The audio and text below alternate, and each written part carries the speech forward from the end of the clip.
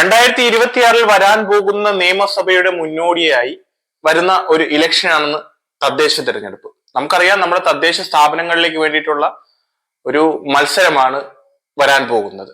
പൊതുവെ വാർഡ്, അതുപോലെ തന്നെ പഞ്ചായത്ത്, അതുപോലെ തന്നെ കൗൺസിലർ, മുനിസിപ്പാലിറ്റി തുടങ്ങിയ മേഖലകളിലേക്കാണ് ഈ വരുന്ന ഡിസംബർ മാസത്തിലെ ഇലക്ഷൻ നമ്മൾ അഭിമുഖീകരിക്കുന്നത്.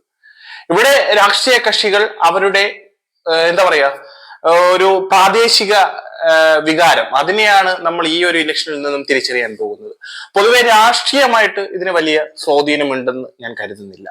ഒരു പ്രാദേശിക സ്ഥലത്ത് ഒരു പ്രാദേശികമായി നിൽക്കുന്ന ആളുകൾ, അതായത് ചെറിയൊരു കൂട്ടം ആളുകളുടെ ഇടയിൽ ഒരു 1000 വോട്ടേഴ്സ് ആണ് ഉണ്ടെങ്കിൽ ആ 1000 വോട്ടർക്ക് അറിയാൻ പറ്റുന്ന 3 പേർ അവിടെ മത്സരത്തിൽ നിൽക്കും. തീർച്ചയായിട്ടും അവിടെ പ്രതിഫലിക്കുന്നത് വ്യക്തിപ്രഭാവം നല്ലപോലെ പ്രതിഫലിക്കും. അതുപോലെ തന്നെ ആ പറയുന്ന വാർഡിന്റെ കഴിഞ്ഞുപോയ കാലങ്ങളിലുള്ള അവിടുത്തെ രാഷ്ട്രീയ സ്വാധീനം ഏത് കക്ഷിയുടെ അനുകൂലത്തിലാണ് നിൽക്കുന്നത്, ആർക്കാണ് അവിടെ മേൽക്കൈയുള്ളത്, അവർക്ക് തന്നെയായിരിക്കും ഒരു പരിധിവരെ വിജയം കിട്ടുക. പിന്നെ എവിടെയെങ്കിലും ചെറിയൊരു മാറ്റം സംഭവിക്കുന്നത് തമ്മിലുള്ള പിണക്കങ്ങളുള്ള, അതായത് അവിടെ രാഷ്ട്രീയമല്ല വ്യക്തിബന്ധങ്ങളിലുള്ള പിണക്കങ്ങളുള്ള ഒരാൾ ഒരു പാർട്ടിയുടെ സ്ഥാനാർത്ഥിയായിട്ട് മത്സരിക്കുന്നുണ്ട് എങ്കിൽ ആ പോളിൽ വോട്ടിന്റെ അളവ് കുറയും. അപ്പോൾ ആ പാർട്ടി അവിടെ തോൽക്കും. അങ്ങനെയാണ് ഈ പറയുന്ന സ്വാഭാവികമായിട്ട് ഈ തദ്ദേശ തിരഞ്ഞെടുപ്പുകളിൽ ബലം വിപരീതമായി വരുന്നത്. മറ്റേ MLA MP ഇലക്ഷൻ പോലെ വ്യക്തമായ പൊളിറ്റിക്സ് പറഞ്ഞുകൊണ്ട്, വ്യക്തമായ രാഷ്ട്രീയം വെച്ചുകൊണ്ട്, അതുപോലെ തന്നെ വികസന രാഷ്ട്രീയമായാലും വികസന മുരടിപ്പിന്റെ രാഷ്ട്രീയം പറഞ്ഞുകൊണ്ട് വോട്ട് അഭ്യർത്ഥിക്കുന്നത് ഒരു MLA MP ഇലക്ഷനുകളിൽ മാത്രമാണ്. ഈ വരുന്ന തദ്ദേശ തെരഞ്ഞെടുപ്പ് എന്ന് പറയുന്നത് ഒരുതരം ഒരു റിഹേഴ്സൽ എന്ന രീതിയിൽ നമുക്ക് കാണാം. പക്ഷേ ഏറ്റവും ബേസ് ലെവലിൽ നിന്നുകൊണ്ട് ജനത്തിന്റെ സാധാരണക്കാരായ മനുഷ്യരുടെ അവരുടെ ജീവിതത്തിലേക്ക് ഇറങ്ങിച്ചെന്ന് വളരെ നല്ല രീതിയിൽ സുദീർഘമായിട്ടുള്ള പ്രവർത്തനം നടത്തുന്ന ആളുകളാണ് വാർഡ് അടിസ്ഥാനത്തിൽ തിരഞ്ഞെടുക്കപ്പെടുന്ന വാർഡ് മെമ്പർമാർ.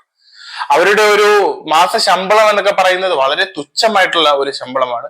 ഇന്നൊരു പ്രൈവറ്റ് ജോലിക്കാരന് കിട്ടുന്ന അത്രയും തന്നെ വേതനം അവർക്ക് അവിടെ നിന്ന് കിട്ടുന്നില്ല. പലരും അതിന്റെ ഒരു വിഷ്വൽസ് ഒക്കെ പുറത്തു വന്നപ്പോൾ ന്യൂസുകാർ അവരുടെ വേതനത്തെ കുറിച്ച് ഇട്ട വീഡിയോയ്ക്ക് അടിയിൽ വന്നിട്ട് ഇവരുടെ കിമ്പളത്തെ കുറിച്ച് പലരും പറയുന്നുണ്ട്. പിന്നെ അതിനി ഒരു MP അല്ലെങ്കിൽ MLA ആവണമെന്നില്ല, വാർഡ് മെമ്പർ ആവണമെന്ന് പോലുമില്ല. ഒരു ഡൂക്കിലി പാർട്ടിയുടെ ഡൂക്കിലി നേതാവിനും ഇന്നാട്ടിൽ കമ്മീഷൻ ഉണ്ട്.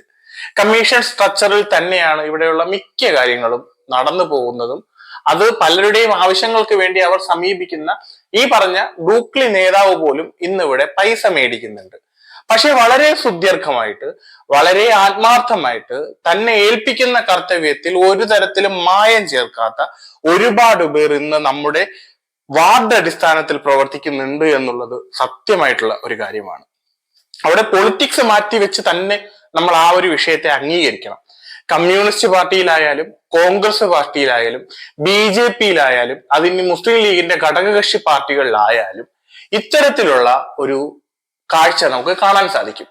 ഈ പറയുന്ന SDPIക്ക് പോലും വിജയങ്ങളുള്ള, അവർ പോലും വിജയിക്കുന്ന ഒരുപാട് വാർഡുകൾ നമ്മുടെ കേരളത്തിൽ ഉണ്ടെന്ന്. അപ്പൊ അവിടെയെല്ലാം തന്നെ ഒരു നല്ല കഴിവുറ്റ, ജനങ്ങളെ ചൂഷണം ചെയ്യാത്ത തന്റെ പ്രവർത്തന മണ്ഡലത്തിൽ ഇതൊരു സർവീസ് ആയിട്ട് തിരിച്ചറിഞ്ഞ് ആ സർവീസ് വളരെ കൃത്യമായിട്ട് ചെയ്യുന്ന ഒരുപാട് പേർ നമ്മുടെ ഇടങ്ങളിലുണ്ട്. ഇവിടെ പലരും കാണുന്നുണ്ട് ഏറ്റവും എന്റെ പഞ്ചായത്തിലെ പ്രായം കുറഞ്ഞ മത്സരാർത്ഥി ഇതാണ് എന്ന് പറഞ്ഞിട്ട് മീഡിയ പലരും റെപ്രസെന്റേറ്റ് ചെയ്ത് പുറത്തേക്ക് കൊണ്ടുവരുന്നത്. അതായത് ഈ വാർഡ് ഇലക്ഷനിൽ മാത്രം കാണുന്ന ഒരു പ്രത്യേകതരമായിട്ടുള്ള ഒരു കാഴ്ചയാണത്.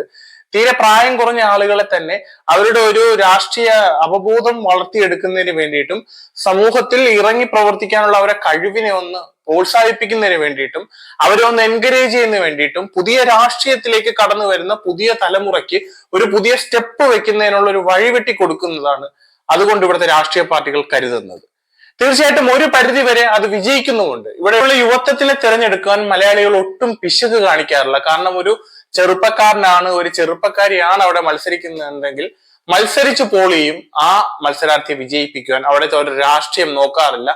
ആ വ്യക്തിക്ക് ഒരു അവസരമാണ് അവിടെ കൊടുക്കുന്നത്. കാരണം വളർന്നു വരുന്ന ജനറേഷന് ഈ സമൂഹത്തിനോട് പറയുവാനുള്ളത് പല പല രാഷ്ട്രീയത്തിന്റെ മാനങ്ങളിൽ നിന്നും മാറി ചിന്തിക്കുന്ന ഒരു വികസന രാഷ്ട്രീയമാണ് എങ്കിൽ അതിനെ ഒന്ന് പരീക്ഷിക്കുവാൻ മലയാളികൾ തയ്യാറാണ്. ഈ കഴിഞ്ഞുപോയ 10 വർഷക്കാലമാവുന്നു നമ്മുടെ കേരളത്തിൽ ഒരു സർക്കാർ തുടരുന്നുണ്ട്, അത് LDF സർക്കാരാണ്. അതുകൊണ്ട് തന്നെ ഈ തദ്ദേശ തെരഞ്ഞെടുപ്പിൽ ആ സർക്കാരിനെ കുറിച്ചുള്ള വിലയിരുത്തൽ അല്ല നടക്കാൻ പോകുന്നത്. ഞാൻ തുടക്കത്തിൽ പറയുന്നത് പോലെ ഒരു ഭരണവിരുദ്ധ വികാരവുമല്ല, ഭരണ അനുകൂല വികാരവുമല്ല തദ്ദേശ തെരഞ്ഞെടുപ്പിൽ നടക്കുന്നത്. പ്രാദേശിക വികാരം മാത്രമാണ്. പ്രാദേശിക അടിസ്ഥാനത്തിൽ കഴിവുറ്റ നേതാക്കളെ നിർത്തിക്കഴിഞ്ഞാൽ, കഴിവുറ്റ ആളുകളെ നിർത്തിക്കഴിഞ്ഞാൽ അവിടെ വിജയം സുനിശ്ചിതമാണ്. പക്ഷെ ഈ വർഷത്തെ തിരഞ്ഞെടുപ്പിന് ചെറിയ ചെറിയ ഒരു രാഷ്ട്രീയ ഒരു കുത്തിത്തിരിപ്പ് എന്ന് വേണമെങ്കിൽ പറയാം, അല്ലെങ്കിൽ എന്തെങ്കിലും ഒരു നുഴഞ്ഞു കയറ്റം എന്നൊക്കെ വേണമെങ്കിൽ നമുക്ക് പറയാം. അതെനിക്ക് ഒന്ന് പ്രകടമായിട്ട് ഫീൽ ചെയ്തു. അതായത് ഒതുക്കൽ രാഷ്ട്രീയം, അടിച്ചു താഴ്ത്തി ഇരുത്തുക, അല്ലെങ്കിൽ താഴെ തട്ടിലേക്ക് ഇറക്കി വിടുക. നമ്മൾ ഈ ഗവൺമെന്റ് സർവീസിലൊക്കെയാണ് പണിഷ്മെന്റ് ആയിട്ട് ഹൈ പൊസിഷനിൽ നിൽക്കുന്ന ആളുകളെ പണിഷ്മെന്റ് ചെയ്തിട്ട് ലോ പൊസിഷനിലേക്ക് ആക്കാറുണ്ട്. ഇവിടെ അതുപോലെ തന്നെ നമ്മുടെ മിക്ക പാർട്ടികളിലെയും സീനിയർ ആയിട്ടുള്ള കുറെ നേതാക്കൾ ഇത്തവണ ഇലക്ഷനെ അഭിമുഖീകരിക്കുന്നുണ്ട്. അതായത് MLA ഇലക്ഷൻ തൊട്ടരികിൽ നിൽക്കുമ്പോൾ പോലും കുറേയേറെ സീനിയോറിറ്റി ഉള്ള നേതാക്കളെ പലതരത്തിൽ മുനിസിപ്പാലിറ്റിയിലും കോർപ്പറേഷനിലും അതുപോലെ തന്നെ വാർഡുകളിൽ പോലും ഇത്തവണ പല രാഷ്ട്രീയ കക്ഷികളും പരീക്ഷിക്കുന്നുണ്ട്. അത് രണ്ട് രീതിയിൽ നമുക്ക് അതിനെ വ്യാഖ്യാനിക്കാം. വരാൻ പോകുന്ന നിയമസഭാ ഇലക്ഷന് വേണ്ടിയിട്ട് വജ്രായുധം ഒന്ന് മിനുക്കി രാഹി വെക്കുന്നതായിട്ടും വേണമെങ്കിൽ നമുക്കൊന്ന് വിശേഷിപ്പിക്കാം. ഇല്ലെങ്കിൽ വരാൻ പോകുന്ന MLA ഇലക്ഷന് ഒരു സീറ്റ് കൊടുക്കാതെ അവനെ ഒതുക്കാം എന്നുള്ളൊരു രാഷ്ട്രീയവും ഇതിനകത്തുണ്ട്.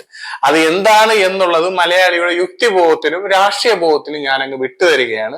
അതിലൊരു പ്രത്യേക കമന്റ് അടിച്ച് ഒരു പ്രത്യേക ആളെ മെൻഷൻ ചെയ്ത് അതിനെ ഒരു ബൂമറാങ് ആക്കി മാറ്റുവാൻ ഞാൻ ആഗ്രഹിക്കുന്നില്ല. എന്റെ രാഷ്ട്രീയ അവബോധത്തിന്റെയും എന്റെ രാഷ്ട്രീയ ചിന്തയുടെയും അടിസ്ഥാനത്തിലാണ് ഞാൻ ഈ ഒരു സ്റ്റേറ്റ്മെന്റ് ഇവിടെ പറഞ്ഞിട്ടുള്ളത്. പക്ഷെ വരാൻ പോകുന്ന തദ്ദേശ തെരഞ്ഞെടുപ്പ് വളരെ ചലഞ്ചീവായിരിക്കും എല്ലാ രാഷ്ട്രീയ കക്ഷികൾക്കും. എങ്കിൽ പോലും ഞാൻ പറയുന്നത് പോലെ പ്രാദേശികമായിട്ട് പ്രവർത്തിക്കുന്ന വളരെ കരുത്തുറ്റ യുവത്വം തന്നെ മുന്നോട്ട് വരട്ടെ. പ്രാദേശികമായിട്ട് അവർക്ക് അവിടെ ചെയ്യുവാൻ ഒരുപാടേറെ കാര്യങ്ങളുണ്ട്. കാരണം നമുക്കറിയാം, കഴിഞ്ഞ ടേമിൽ മത്സരിച്ച് വിജയിച്ച യുവതലമുറയിലെ ചുണക്കുട്ടികളായ ആൺകുട്ടികളും പെൺകുട്ടികളും അവരുടെ കഴിവും അവരുടെ പ്രവർത്തനവും വളരെ മികച്ച രീതിയിൽ കാഴ്ചവെച്ചിട്ടുണ്ട്. അതിന്റെ ഒരു എക്സ്പീരിയൻസ് ചെയ്ത ആളുകൾ നമ്മുടെ ഇടങ്ങളിലുണ്ട്. അവരുടെ സ്വന്തം വാർഡുകളിൽ അവർ പ്രവർത്തിച്ച അവരുടെ പ്രവർത്തനത്തിന് വിലയിരുത്തിയിട്ടുള്ള മലയാളികളാണ് നമ്മൾ എല്ലാ പേരും. അതുകൊണ്ട് തന്നെ വരാൻ പോകുന്ന തദ്ദേശ തെരഞ്ഞെടുപ്പിന്റെ ചൂടേറിയ രാഷ്ട്രീയത്തിലേക്കാണ് മലയാളികൾ കടന്നിരിക്കുന്നത്. ഓരോ കവലകളും ഓരോ തെരുവുകളും ഇന്ന് ഇലക്ഷൻ ചൂടിലാണ്. നിങ്ങളുടെ വീടിന്റെ മുന്നിൽ നിങ്ങൾ വാതിൽ തുറന്നിറങ്ങി കഴിഞ്ഞാൽ ഒരു 100 മീറ്റർ സഞ്ചരിച്ചു കഴിഞ്ഞാൽ ഇടതും വലതുമായി സ്ഥാനാർത്ഥികളുടെ ചിത്രവും ചിഹ്നവും നമുക്ക് കാണാൻ കഴിയുന്നു. അതെ, അത് ഇലക്ഷൻ എന്ന് പറയുന്നത് ഒരു ജനാധിപത്യത്തിന്റെ ഒരു വളരെ പവിത്രമായ ശ്രീകോവിൽ എന്നൊക്കെ വേണമെങ്കിൽ നമുക്ക് വിശേഷിപ്പിക്കാം. പക്ഷെ ഇന്നത്തെ കാലത്ത് എത്രത്തോളം ആ വിശേഷണത്തിനൊക്കെ അത് അർഹതയുണ്ട് എന്നുള്ളത് ഒരു ചോദ്യചിഹ്നമായിട്ട് നിൽക്കുന്ന ഒരു കാലഘട്ടത്തിലൂടെ കടന്നു പോകുമ്പോൾ പോലും ഒരു മലയാളിയെ സംബന്ധിച്ചിടത്തോളം തങ്ങളുടെ ഇടത്തിലേക്ക് വരുന്ന ഒരു ഇലക്ഷനെ അതൊരു ഉത്സവമാക്കിയാണ് കൊണ്ടാടാറുള്ളത്. അതിന് രാഷ്ട്രീയ ഭേദം മാറ്റി നിർത്തി അവിടെ എല്ലാവർക്കും ഒരു ചെറിയൊരു ആഘോഷ തിമിർപ്പ് ഉണ്ടാവാറുണ്ട്.